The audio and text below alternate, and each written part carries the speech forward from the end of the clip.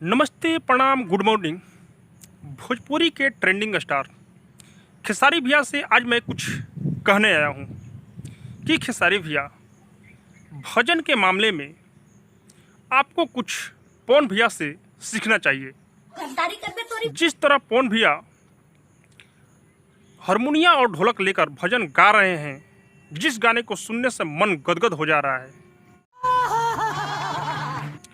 उसी तरह का आपको भी एक गाना लेकर आना चाहिए, भक्ति रस, जिस गाने को मंदिरों पर सुबह शाम बजाया जा सकता है।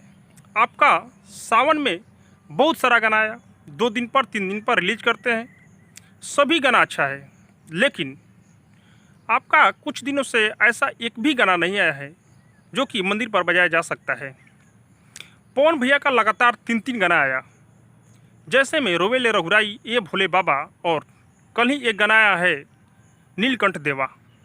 हम कथा सुनाते हैं शिव महापुराण की। इस गाने में भक्तिमय रस दिखाई देता है। उसी तरह का खेसारी भैया आपके भी ऑडियंस चाहते हैं कि एक गाना खेसारी भैया भी हारमोनिया और ढोलक पर गाएं और ऑडियंस के बीच परोसे। चलो भाई देख, क्योंकि खेसारी भैया के भी गला में कितना पावर है, लोग देखना चाहते हैं। और हाँ, अगर आपके पास वैसा राइटर नहीं है, वैसा गाना नहीं लिख पा रहे हैं, तो आपको भी राइटर चेंज करना चाहिए या नया राइटर को लेकर आना चाहिए, क्योंकि आपके भी गले से लोग सुनना चाहते हैं भक्तिमय रस।